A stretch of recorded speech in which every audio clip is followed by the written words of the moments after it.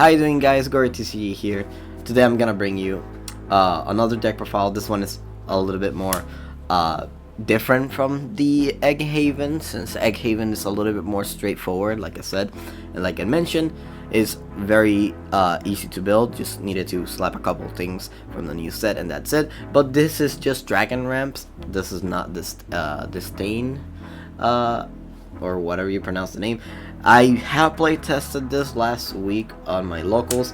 I really enjoyed it. It was very annoying. I saw how my opponent's face changed from, oh yeah, I'm winning, to, well, I just lost. So if that's your type of game, then yeah, obviously you probably will lose to Swordcraft, since it's super aggressive. And well, the new usurpation cards could just, get any of your big monsters back into their field. So yeah. But without further ado, let's get started with the deck profile. So Dragoncraft Leader, put that in the corner.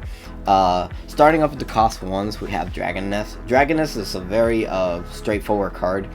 Now if you're playing Overflow or just Ramp, this is probably one of the cards that you really want to see either in your opening hand, or it's either good even saying it in the late game. So even in just a regular deck, I will like to play this if I find the space, because it's just healing you too. And if you're in Overflow, you just draw one. It's a quick pop and instant heal, just in case things are going well. Sorry, things are not going well. Things are just going bad, and you're a little bit in the red zone, just pop one, heal, even if you don't get to draw. And if you're in Overflow, well, good for you, you draw a card. Next we're playing Dragoncraft's Angelic Snipe, kinda. Blazing Breath, it's kinda a must, to be fair. I don't see anyone playing Dragoncraft without this card. Amazing card, dealing 2 early game, and if you're in Overflow, it just deals 4 damage, so that's very massive, and it will deal very annoying damage for sure. Next we have Dragon's Oracle. Dragon's Oracle, self-explanatory, not gonna go too much in detail.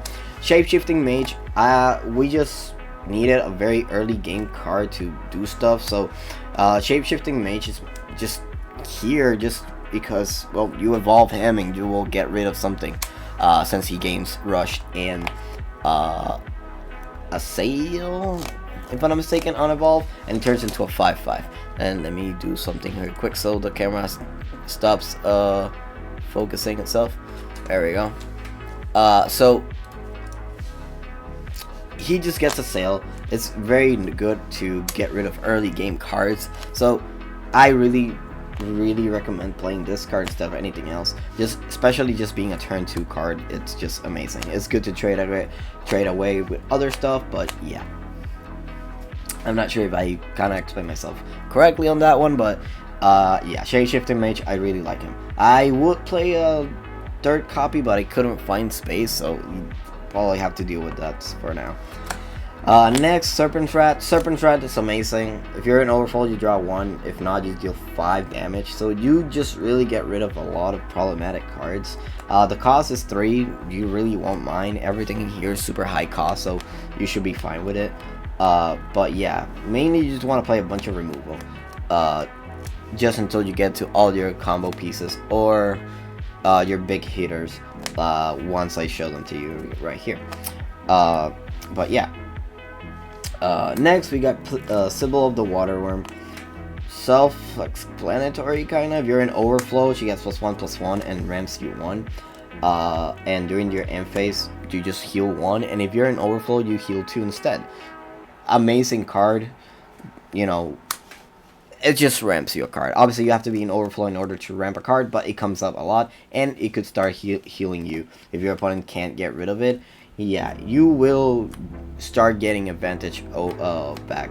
So yeah, Dragonic Fever, I was a little bit picky with this card, but just playtesting it, just the fact that you heal 3, it could get over a lot of cards that will get very annoying, so I really like it. Sometimes I like to play this at turn 6, so I still have 1 open play point. So I raise myself to 7 play points. So If I have this in my hand, I could just go ahead and use it during my opponent's turn and deal 4 damage. So it's pretty good. I really like it. Yeah, the healing 3 and drawing a card is amazing. No one expects it. So you have 9 cards that ramp, or 6 cards that ramp. Obviously you want to see a Dragon's Oracle early, so yeah, mulligan for the card. But yeah. Next we're playing 2 configuration. Just board wise, you need to have full control of your opponent's field at every time. So having every single card that will get rid of your opponent's cards, it's a must, to be fair. So you can get into the 7 play points and overflow and go from there on. Next we're playing 1 copy of Qianlong, because why not, and then 1 copy of Genesis Dragons. This could have been something else, but I really needed something with Storm.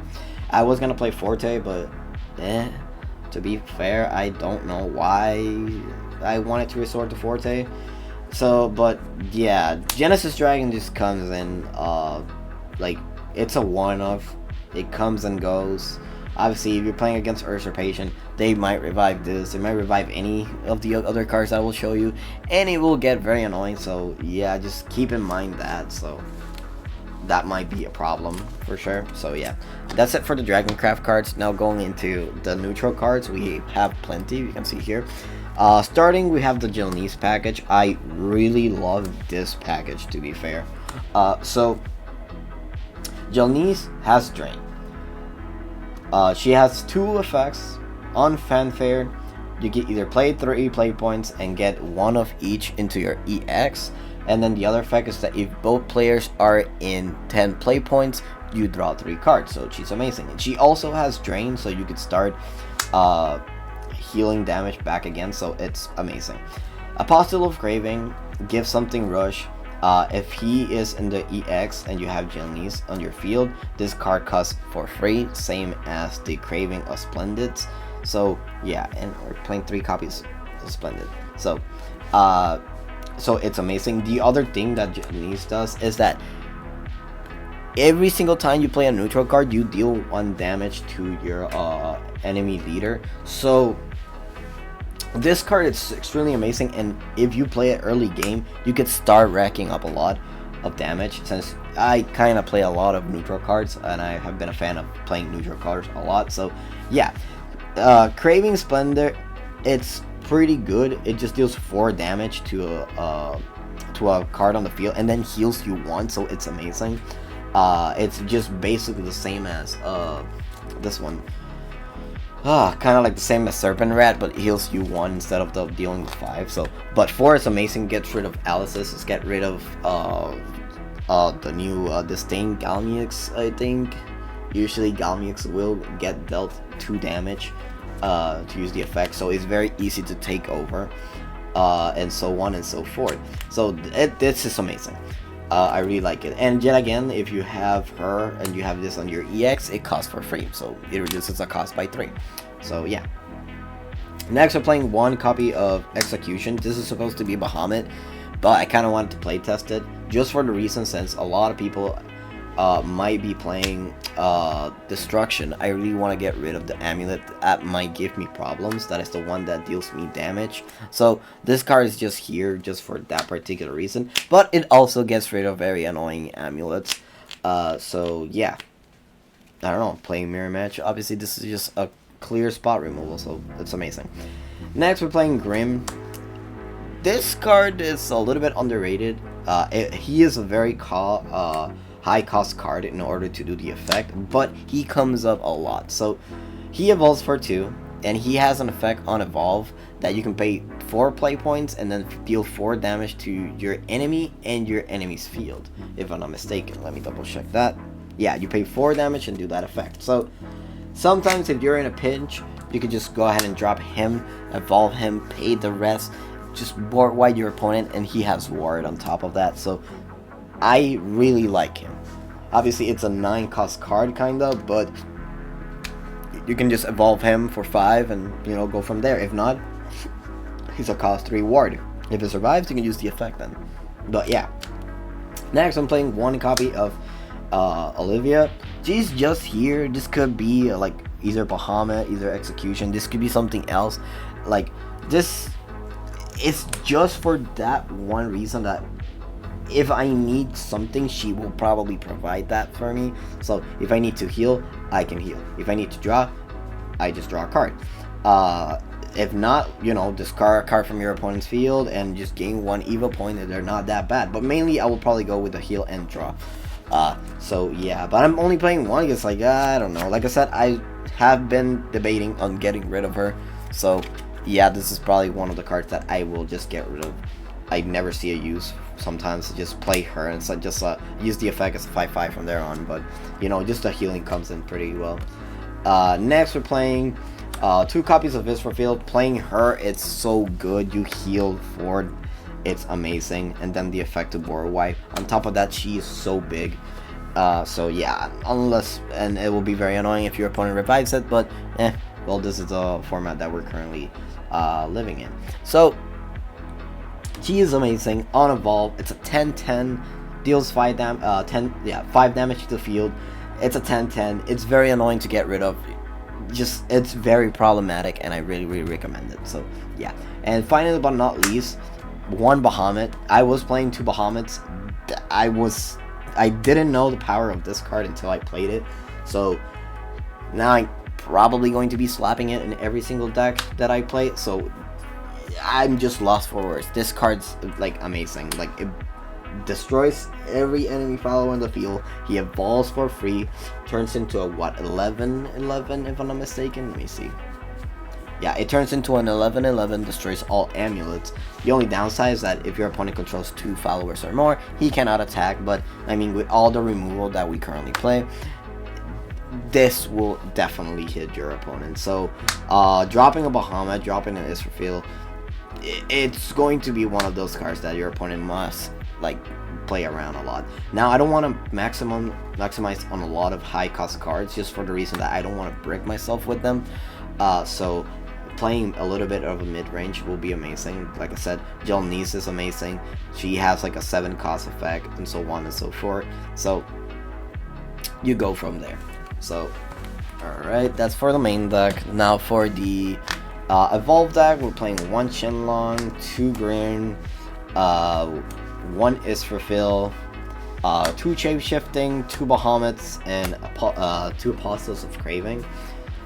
Apostles of Craving, I only went into 1 and never saw the reason to go into the second one. So I might change the ratios a little bit later. Bahamut, I do have to get rid of 1. And I could play a 3rd copy of Shape-Shifting Mage and see if I can fit a 3rd copy into the deck. But yet again, I'm still debating on it. I used to play 2 Bahamuts, so you could play 2 Bahamuts, and it will probably be the best thing ever. Next, we have Israfil. I already mentioned it. It's super amazing. The other thing you could do is just get rid of 1 Bahamut, play 1 Israfil. You have way too many options, at least in the Evolve deck. The Grim, I did play both of them. Sometimes I just went into 1 and never used the effect to blow the field. And then probably the other one is just to blow the entire field. And Shenlong's is just self-explanatory. I'm not gonna go too much in depth with that. So yeah. Anyways, that's it for the deck profile. I hope you guys enjoy it. Sorry for the camera and sorry for the delay. But yeah. Anyways, thanks for watching.